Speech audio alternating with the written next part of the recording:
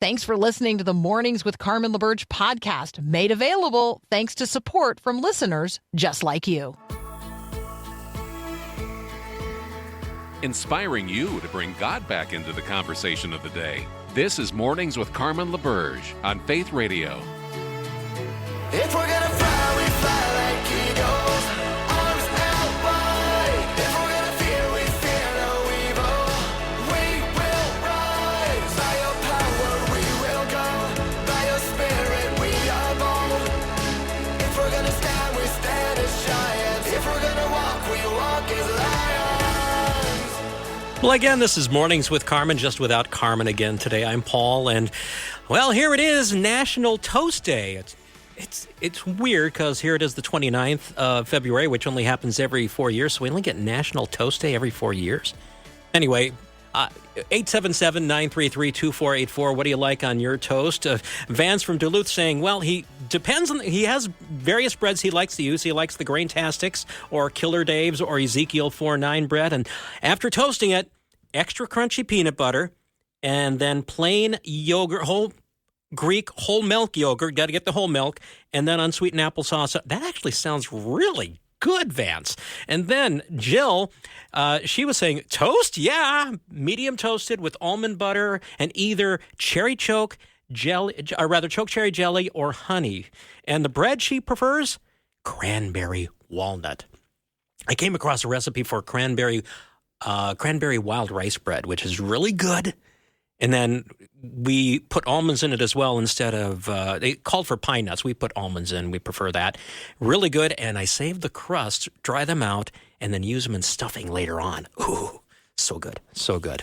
Also today is Leap Day, February 29th, a date observed once every 4 years.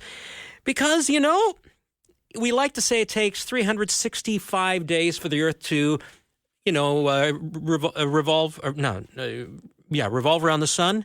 It actually takes 365 days, 5 hours, and 48 minutes. And so to make sure we keep everything on track, every 4 years they add the leap day to try and make sure that our dates don't shift and we have eventually summer in January. Or did we already have that this year? I don't know. It was pretty warm this year. But whatever it is, the calendar is a human invention. But the thing is, the sun still rose today. It's the day the Lord has made. So make sure you rejoice and be glad in it. Okay, well, I saw this story at Scripps News about a dog, a spooked dog, who ran a mile to get to safety to her doggy daycare after she was involved in a minor car crash with her owner in a city just north of Detroit over the weekend. The 3-year-old pit bull named Aries took off from the crash scene, leaping out of the car window and passing through multiple neighborhoods until she reached the daycare facility she frequently visits. The crash happened Saturday morning as Melissa Fickle, the dog's owner, was driving to a park in Clawson, Michigan, so she and Aries could enjoy the nice weather. And they had the window open because Aries, a dog, likes to have, the head out the window.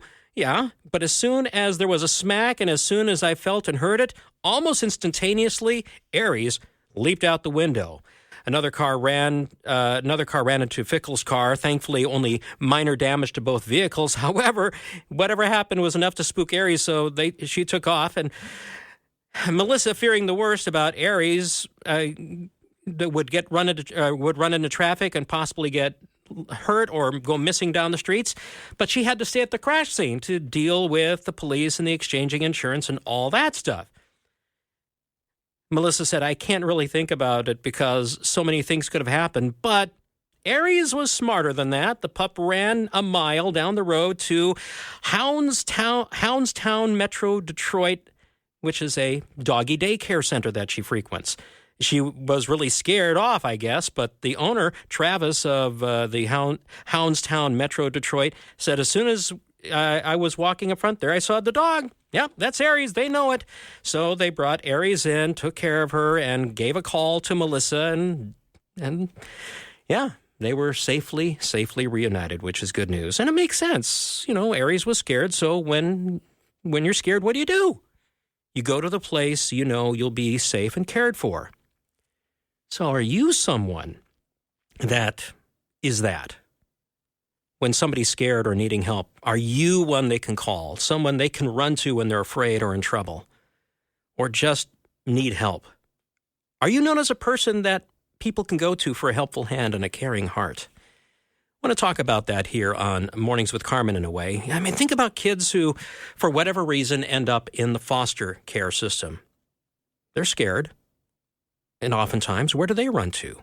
Where's a safe place for them? Well, next here on Mornings with Carmen, we'll be talking with Ryan Centers. He and his wife, Sarah, purpose not to only be a safe place for foster kids themselves, but they started a movement in their community to help foster kids find those loving, safe spaces. Again, I'm Paul filling in for Carmen. This is Faith Radio. Let the little children come to me and do not hinder them. Yeah, the words of Jesus, right? Hey, I'm Paul, filling in for Carmen here on Faith Radio. I think that would probably be on the heart of Ryan Centers, too, who joins us now. He and his wife, Sarah, founding the organization Ohana, a leading social service agency that provides both residential and support services for foster youth and adults with special needs throughout the state of Arizona. Hey, Ryan, thanks for joining us this morning on Faith Radio. Yeah, good morning, Paul. Thanks for having me. It's good to have you. Okay, this first starts with you and Jesus, doesn't it? You, Jesus, and your wife. I mean, talk about your faith. Yeah, sure. So I grew up with a single mom, and for most of my life, and was just trying to figure out kind of my place, and kind of stumbled into a InterVarsity actually in college, and never turned back after that. I had a friend invite me, and it honestly changed my life, and I really surrendered my life to the Lord. And I knew that that's how I was trying to figure out life in all different directions and searching for my own ways and what success and all of that looked like, and knew I couldn't do it. And when I surrendered my life to the Lord, it was really the moment that I knew I had a significance and purpose of what I wanted to commit my life to.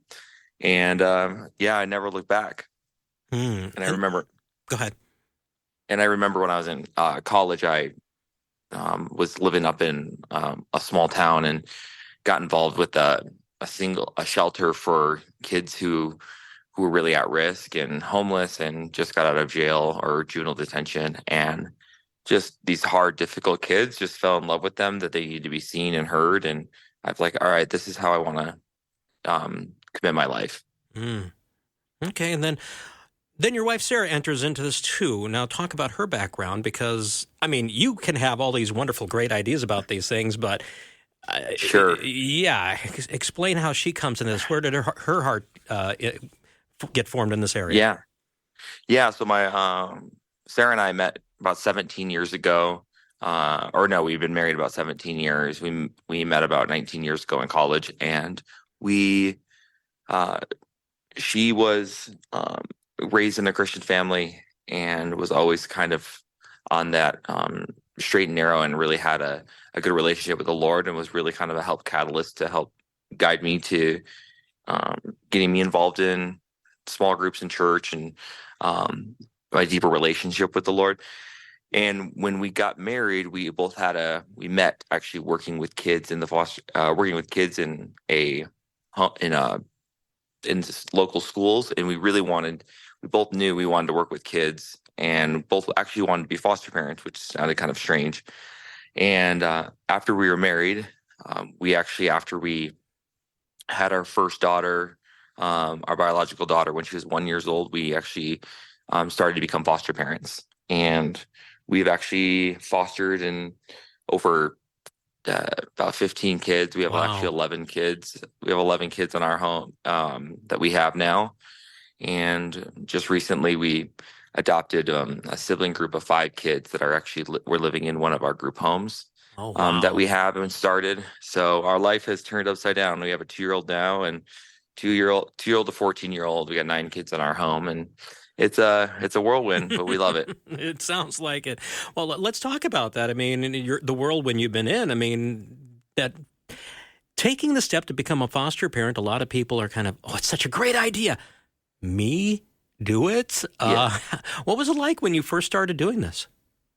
Yeah, I think you don't know what you don't know. We both had a desire to help kids and give them like a safe and loving home. We knew that, like for me, I didn't have like a dad in my life or a present kind of adult male figure, and I knew that was something that was a void, and really wanted to be able to provide that for other kids. And so when we actually stepped into this journey, we had a couple sibling groups, and we were young at first, and kind of young and inexperienced, and young and dumb, I would honestly say. And Okay. we just yeah, we were really audacious. We're the ones that will just jump before we kind of have planned through everything. But one of the coolest moments is that we had our son, his name is Gavin now. He came into our home at 8 months old, and his biological mom, they were in and out of homelessness and drugs, and he was just he came out of the hospital with a head injury. But as we got to know the mom, we knew that she just had a lot of life and hardships in her life, and she just couldn't care for Gavin. And at his 1 year birthday, what was so amazing for us is that she asked us to adopt him, and she says, "What's the craziest thing was his name? We knew that our son, if we ever had a son, we were going to name him Gavin, and his middle name was going to be Thomas, just like mine. But when he came into our family, his first name was already Gavin, and his last name was Thomas. Oh. Yeah, so it was just kind of and now he's a 12-year-old boy, and just he loves life. He's a Spitfire. He's about to go snowboarding this afternoon with us, and he'll rip it down the slopes really well. So We're talking with Ryan Centers. Okay, you're in Arizona. You just said you're not in Arizona right now, or yeah, we are in Arizona. But we're up in Flagstaff, 7,000 feet up in the mountains today. Okay. Just to get. Yeah. Oh, well, it's good to have you. Of course, with this, I mean, you're doing this yourself, but let's start talking about this organization you helped put together, Ohana, Arizona. Ohana. Yes. And Yep. it's there to help out kids in foster care, and then even looking toward adults. Yeah. Okay, So what we- led you to start that? Yeah, my wife and I, we had at that point had 5 kids or 6 kids in our own home, and our life was full. And we said we couldn't do any more kids in our own life, but still feel really called to the work and feel called to helping kids. So we have always been pretty entrepreneurial and wanted to also form a nonprofit. So we ended up starting working through the process and starting a group home for kids in the foster care system, and that was back in 2015. And we wanted to create a home where kids could just be, no matter their circumstances, that they could be part of Ohana. Ohana means family, and no longer how long they're with us, they can always feel like a sense of family with us.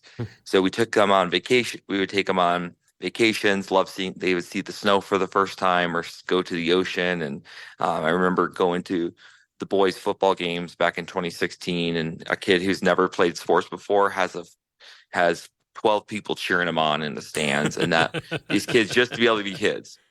So now Ohana, like fast forward, we have actually we've grown tremendously. The state has asked us to continue to provide homes. We have about 40 homes in the state of Arizona, and provide counseling and care for over 500 foster kids a year. Yeah. And and then we've actually, one of our biggest calls is to help kids who are older in the foster care system. We know that's a huge gap. So we know 50% of foster kids end up, if they don't have a family, they end up becoming homeless or going at risk of being homeless. Yeah, they age And out. Yeah. So, okay, I want to back up a little bit because, again, you mentioned you had a bit of an entrepreneurial spirit. I mean, starting Ohana was kind of a leap of faith for you, including, what, $20,000 cash advance on your credit card? Yes, that's absolutely true. Probably not the wisest move, as we're big Dave Ramsey people, but we were deep in. We were deep in with this, and just a cash advance on a credit card, a big prayer, and we just made it happen. I remember the first van that we had for the kids was got it for $4,000 and thought it was good enough, and that would not suffice today. But you know what? The Lord was faithful, and those kids, I can remember every one of those kids' names and every in their lives, and those beginning moments were probably one of the highlight of our lives. Again, we're talking with Ryan Centers, and he is part of Ohana Kids. It's a social service agency, a nonprofit social service agency that provides residential and support services for foster youth and adults with special needs throughout the state of Arizona. When we continue our conversation, okay, we'll talk a little bit more about the kids, but as Ryan mentioned, what happens when these kids age out of the system and many end up homeless? A lot of them have special needs as well. Who's there to help them? Well, Ryan will share the story about another organization he's part of, which is it Hanai Coffee? Yep, Hanai Coffee. Hanai Coffee. Hawaiian word for adoption. Oh, there you go. Well, we'll talk about that in a few moments. Again, I'm Paul filling in for Carmen on Faith Radio. How are you preparing for the reality of Jesus' last days, his passion, Holy Week, the Last Supper, the Garden of Gethsemane, Judas's betrayal, Peter's denials, Jesus being stripped and humiliated by soldiers and falsely accused by the Jews and subjected to mock trials and ultimately crucified? How are you planning to give those events in Jesus' life the attention they deserve? That's what the season of Lent is all about. The 40 days prior to Easter are set aside to prepare ourselves to face the reality of the cross, and yes, ultimately to celebrate the reality of the empty tomb. I invite you to join us in reading through the Bible together during Lent. The study will provide a way for you to intentionally engage each day with the Word of God. You can sign up today at myfaithradio.com as we read through the Bible together this Lent. Living in ways that offer redemption. Children in broken situations, fostering them, even adopting them, and bringing wholeness to their lives. That's what Ryan Centers and his wife have been doing themselves personally, and then also helping to foster in their home state of Arizona with Ohana Kids, which is, a social service agency providing residential and support services for foster youth and adults with special needs in their home state. Ryan, thanks again for joining us. And again, you've impacted a lot of lives. You started something that was just your family, and you grew it out and brought other people in wonderful ways. Tell us some of those other stories of some of these kids who have been impacted. Over the last 8 years, we've provided housing and support service for over 500 kids, but every kid has a name. Mm-hmm. And so for me, as I look at one of the kids that really has honestly changed my life, his name was Gio. He came into he had special needs. He had autism, and he came into our home. His adopted parents just dropped him off at the hospital, never picked him up, and just full of grief and trauma. He comes into one of our houses at Ohana, and he just is so confused. He just wants to go home, but no one's there to pick him up. And he had a cat that was part of his life. So, and he was just crying and remember hey, where's my cat? Where's my cat? Where's Papa? Where's Papa? And I remember just so vividly, this kid who has autism, who can't really express himself, mm-hmm. would just be so frustrated and go running down the street. And I'd have to just wrap him up to help him, his sensory overload.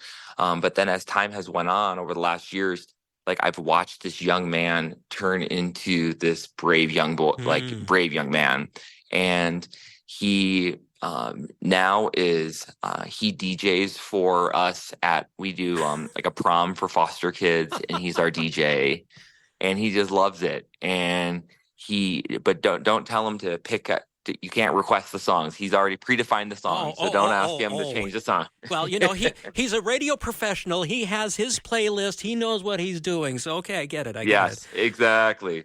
And and I remember when we opened up one of our new houses, I asked if he wanted to come over and do pray for it. And he said the most beautiful prayer. He went over each room and just prayed over each room because he would just say, I want this place to be a home like I have a home. And these kids are our family, and watching them have hope and dignity. And now he's working. He's been part of our work program through Hanai, our restaurant, and does an amazing job. And now he's talking to me about having a girlfriend and this girl he likes. I'm like, all right, buddy, next stage, So Okay, Ryan, he introduced the Hanai coffee just a moment ago. Because a lot of these kids, as we talked before, who are in the foster care system and actually don't get adopted or such, they age out. And yep. As with Gio, that was his name, right? Yes. Yeah. I mean, worst comes to worst, he would have, if it wasn't for the intervention that you provided him, and the love that happened through your organization there, that Ohana, that he would have probably fallen through the cracks and gone out the back door, as it were, been homeless. But right. You guys acted so wonderfully redemptive. And then you're seeing these other people who, again, as they're aging out, is there anybody who can help them? And that's what brought about Hanai Coffee. Yes, exactly. Yeah, so we, my wife and I we knew that kids needed some skills. So these kids who age out of the foster care system, they may not have any parents or support system, but they need to learn these basic skills to work to be able to be self-sufficient and be on their own.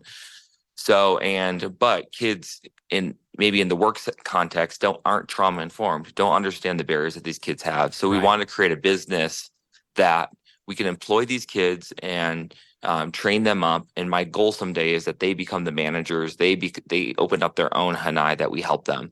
So we opened up a coffee shop, and we take in about 5 kids at a time.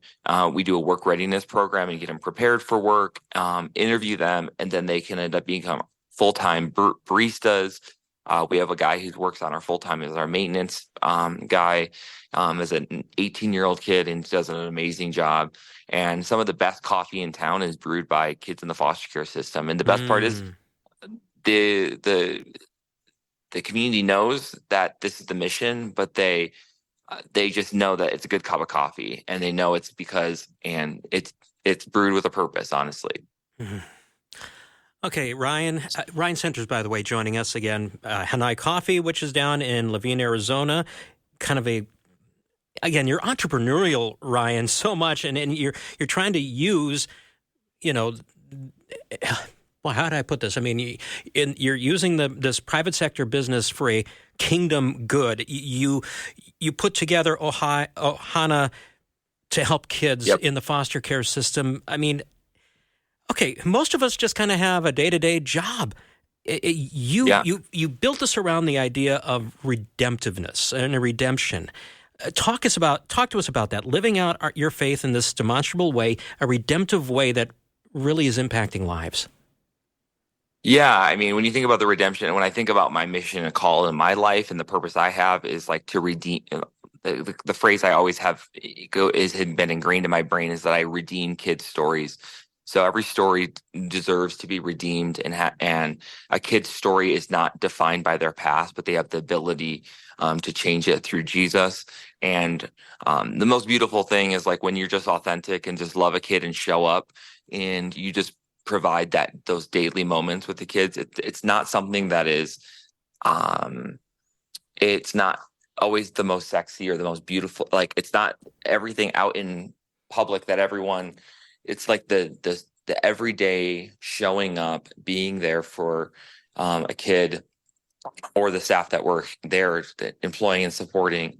That's what changes these people's lives. And I've watched. I've had opportunities to baptize so many different kids, and watching them.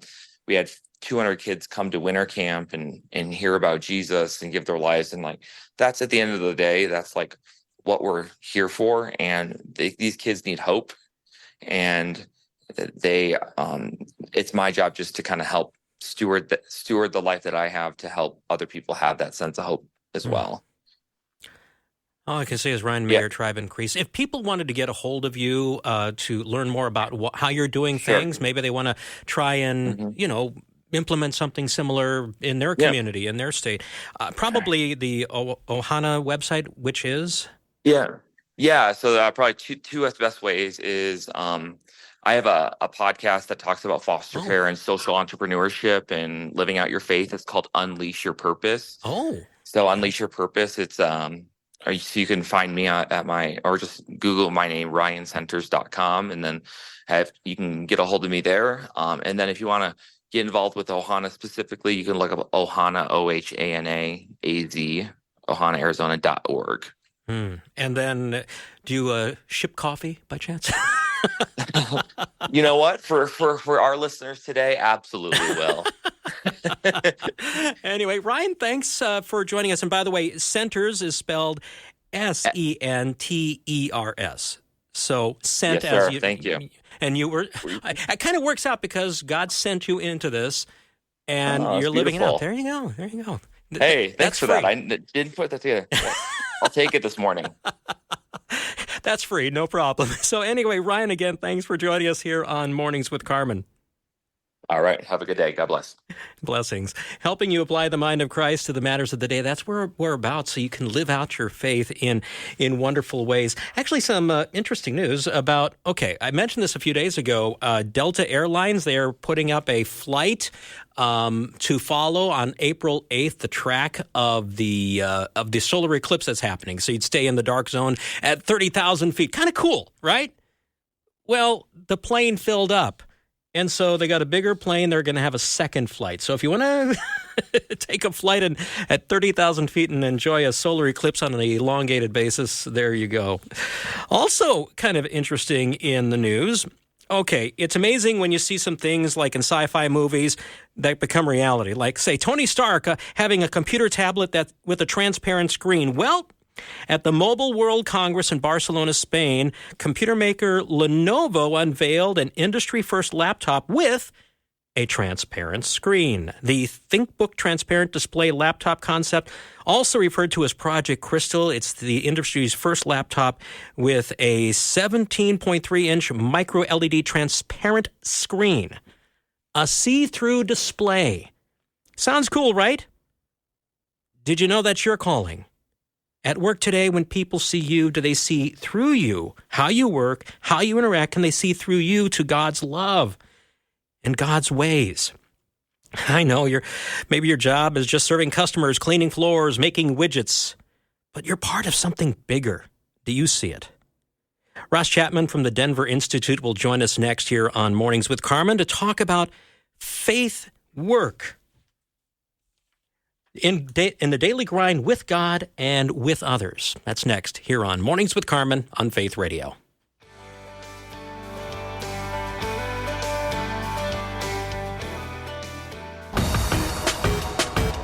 Well, again, good morning. Thanks for listening to Mornings Without Carmen. I'm Paul. She'll be back in on Monday. So what are you doing right now? Making your way to work? So what's your vision for the day? And maybe it's Thursday. I got a couple more days of work this week than the weekend's here. Everybody's working for the weekend. What about what you're going to do over the next, 8 hours? Do you see a kingdom impact, an eternal purpose to it? Joining me now, Ross Chapman. He is a member of the Denver Institute, getting up early this morning in Denver. Another person in the Mountain Time Zone. Thank you for joining us this morning, Ross, on Mornings with Carmen. Well, it's great to be with you, and a joy to wake up early and enjoy the quiet morning hours. There you go. And then talking about something that's you're passionate about, work. And in this case, faithful work in the daily grind with God and with others. Ross, as we start out our conversation, I want to tell this story because I heard this some time ago, and I want your response to it. Because there was this ministry event happening, and one of the volunteers helping out was a somewhat high-level business exec. And before the event, he was putting out flyers and other literature on the chairs for the attendees when they get there. Kind of a, low-level task. And at first look, that looked like a very humble thing for an executive to do. And someone else said, even thought the same. It's like, that's below you. So they said, hey, tell you what, how about we do this? And he said, no. He wanted to do it because, my regular job is just secular work. At least here I'm doing something for Jesus.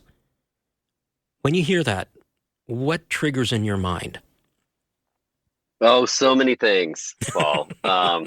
It's a good story. I think it happens a lot in our church world, and we should be willing to do any kind of job, no matter what Right. our work role is, and to do it with a sense of service. And often we're challenged to do that at church or church-led ministries or nonprofit work, where we come and volunteer. And in church, it's kind of like that's the family business. That's the family meeting and gathering, and everybody chips in, just like in your own home. Hmm. And so be willing to do whatever. But I would also say this person in your example, this executive, is maybe missing out on a huge opportunity to see how he is spending the majority of his hours as really something God's called him to do, and is his primary and greatest opportunity to do ministry. And I would say, there's a broad term for ministry in the New Testament. We have kind of narrowed it down sometimes in our mind to sharing my faith, or doing something spiritual, some kind of spiritual activity. But ministry in the New Testament just means service. It means to serve. And so that's why the book's called Faithful Work. It's about being with God. You're doing it with God, not for him, but you're doing it on behalf of others. You're serving them in that way. And so really, since we're spending all of this time at work, we need to reconcile and think about, what is God doing there in our lives? Is he wanting us to think of that more, you might say, strategically for the work he's doing in the world? Hmm. Well, that brings up another question, because oftentimes we have, as you just pointed out, this sacred, I can use the term sacred secular divide. There's the churchy, the ministry things, and there's just the normal everyday stuff. Where did this view? It's actually pretty modern, but where did this view come from? Yeah, it's a great question. I actually think we could go back much further in church history and world history, and look at even Greek philosophy. You kind of had the idea of a dualism, and so there was the really the wise things, the knowledgeable things, and then there was the kind of the physical world that was suspect. It was almost like a Gnostic idea, and so we had this many centuries of recognizing there's this like spiritual work that's good, but then there's this physical work that maybe seems less than. But if you just go back to Genesis, God made everything. Actually, the first thing he told us about himself was that he's a worker. In the beginning, God created. In the beginning, God worked. Mm-hmm. It's his self-disclosure, right? And so then he goes about creating, and he calls it really good. He says everything he's made is good, and he kind of appoints human beings to then work alongside him to complete that project of creation.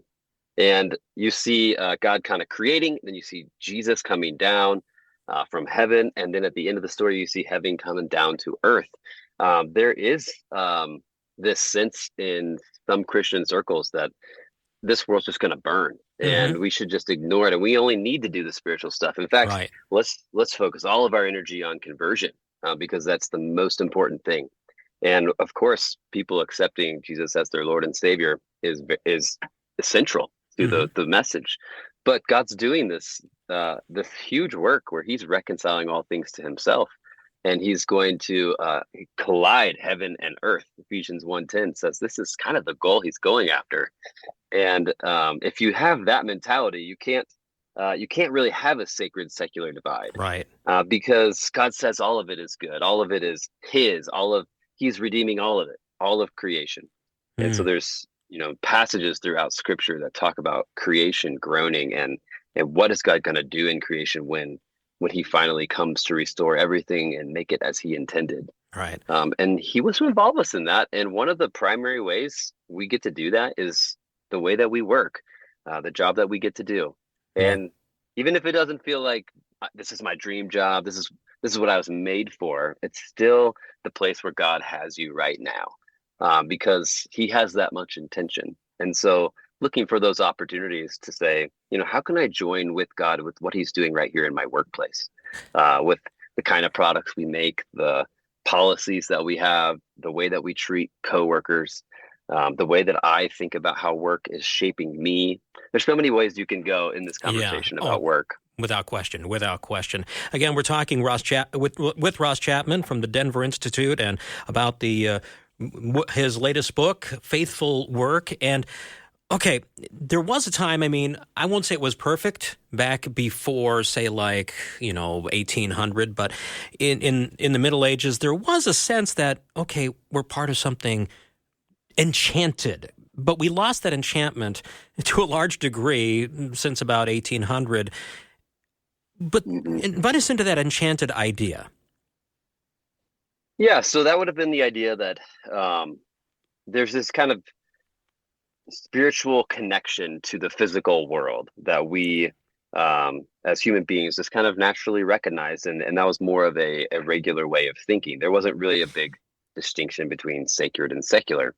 But really with industrialization, the Enlightenment, kind of a focus on work just producing things and this idea of just progress, and that's all that matters. We kind of distanced the spiritual and the secular. This divide kind of broadened, and it's kind of fun to think about what it would have been like.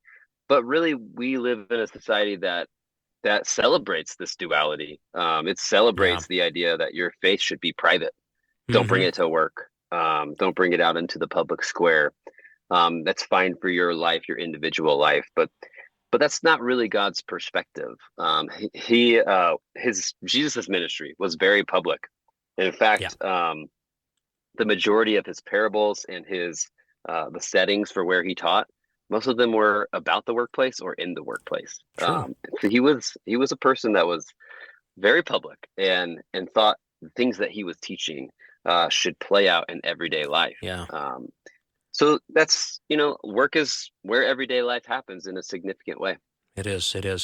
Well, as we continue in just a few moments talking with Ross Chapman, again, author of co-author, I should say that, Ryan, how do you pronounce his last name? Yeah, Dr. Ryan Tafilowski is a professor at Denver Seminary. Yep. Yes. Well, you two worked on this one, Faithful Work in the Daily Grind with God and for others. And we'll continue our conversation and hopefully try and help you through the Bible dissolve this false, sacred, secular divide in your mind and help you find ways to reintegrate your faith with your work. Again, this is Faith Radio. As we consider the life of Jesus and the life of the first generation of Christians, reading here the book of Acts and all the letters to the Christians in the New Testament, we see people who wake up. They come to see and understand and then receive Jesus as their Savior and Lord. And it changes everything. We see Christians then telling other people about the good news and inviting them to respond in repentance, be baptized, and follow Jesus. The movement of Christianity grows person by person and then exponentially as people walking in darkness receive the light of Christ and want others to know what they know and have what they have. Well, you and I are living in dark days. People need light. And Jesus is the light of the world today in the same way that he was the light of the world at the beginning of creation and at the first Christmas and throughout his life on earth and in his radiance now at the right hand of the Father. Jesus is the light of the world. So if you're walking in darkness of any kind today, I invite you to consider Jesus. If you'd like to know more about what it means to begin a relationship with Christ or to chat with someone about it, just text the word faith to 41224. Doing our secular jobs in a spiritual way is a deeply Christian way of being in the world. I got that line from the book we're talking about right now, Faithful Work. And Ross Chapman, one of the authors, is with us now here on Faith Radio. Again, Ross, thank you for joining us. As you were talking about Jesus, and he worked in his parables were in the world, and he lived in the world. When you think about the miracles, a lot of people get caught up in miracle. But which is true, we should. But when you look at him, what is he doing? He's redeeming, he's restoring what was broken when he does these miracles. And then ultimately, through his work on the cross, redeeming us to restore us through the power of the Spirit. how do we bring that to work? I mean, how do we scripturally, how do we dissolve this false sacred secular divide and be redemptive at work? What a great question. I really think we have to start with the recognition that sometimes our idea of the good news that Jesus preached is maybe just a little too narrow or too small. Jesus said that he came to bring the kingdom near, and that the kingdom of God was near, and that he was going to restore all things. And sometimes we get stuck on simply individuals being saved by grace through faith, which is central to the Not the arguing whole that. idea, right? But there's so much more that includes the redemption of all things. And so we get to actually join him in that redemptive work. We can share our faith with others at work appropriately.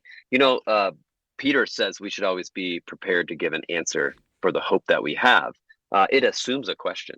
It assumes somebody wants to know. And so actually the way that you're working, you can think of it as, Tim Keller would call it a ministry of competence.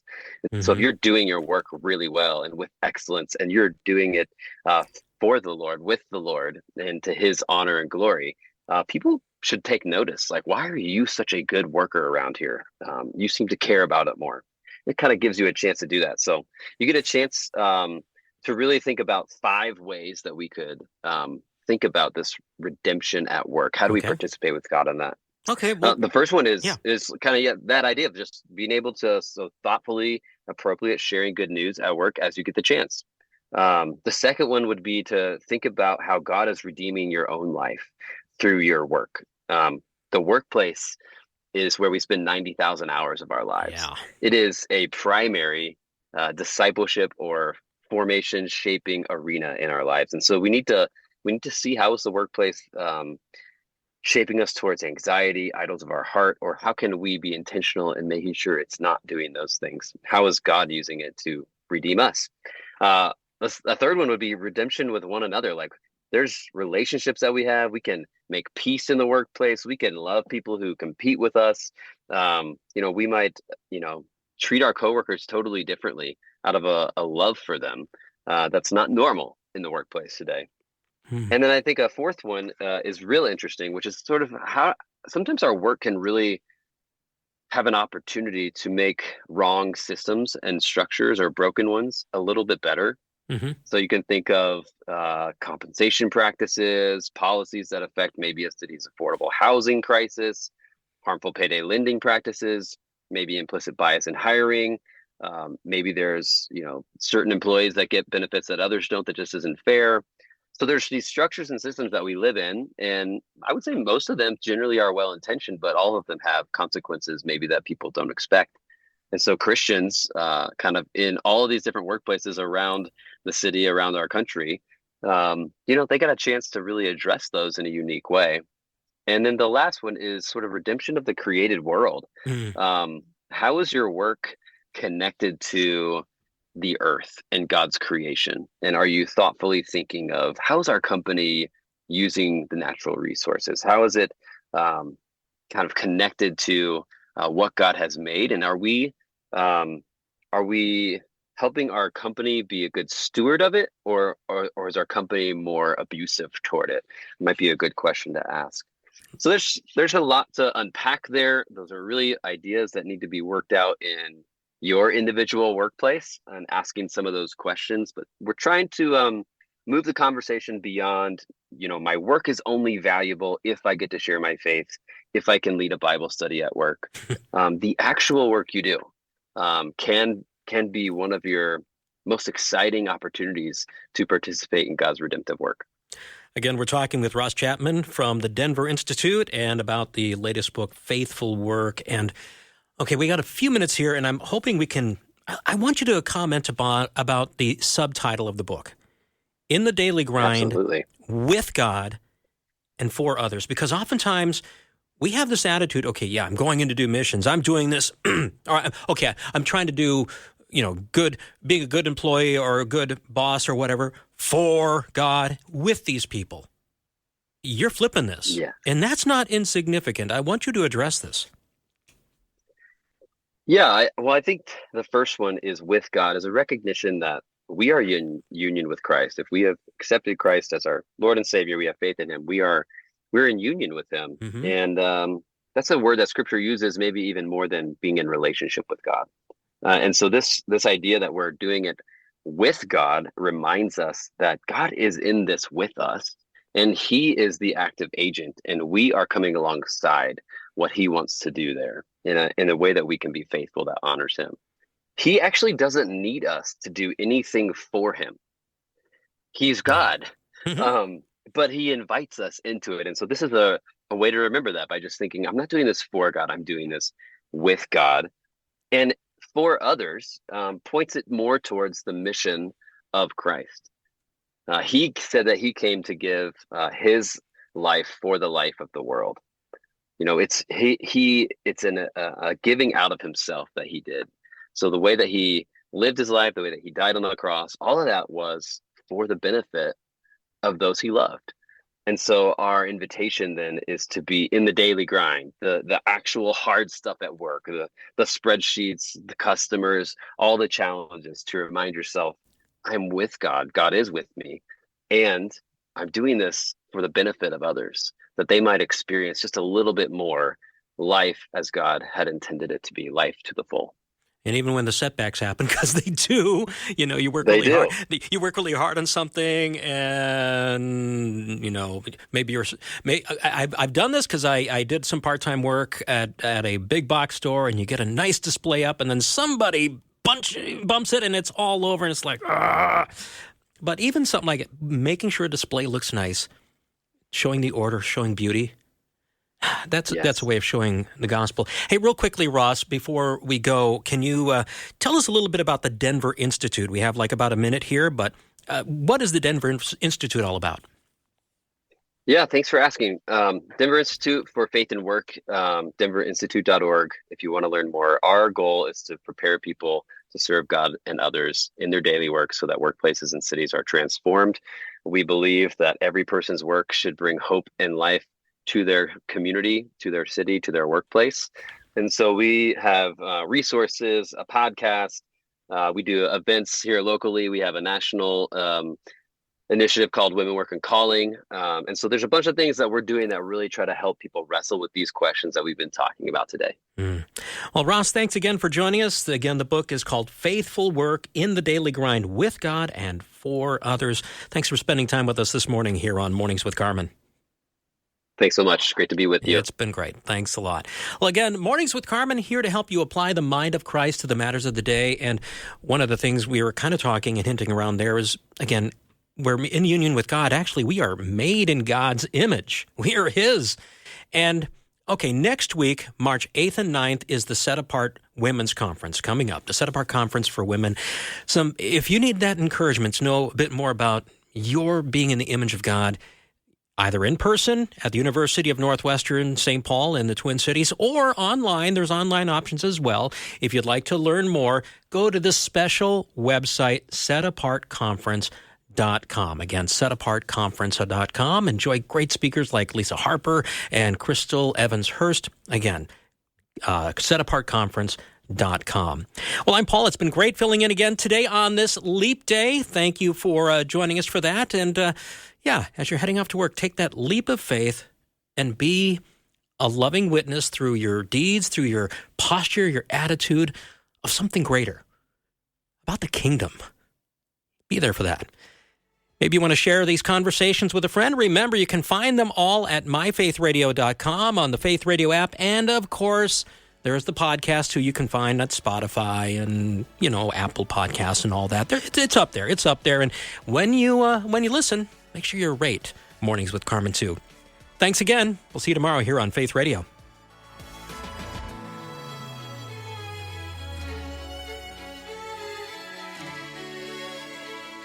Thanks for listening to Mornings with Carmen LaBerge. Podcasts like this are available because of your support. If it's important to you to hear things that encourage your faith, click the link in the show notes to give now. And thanks.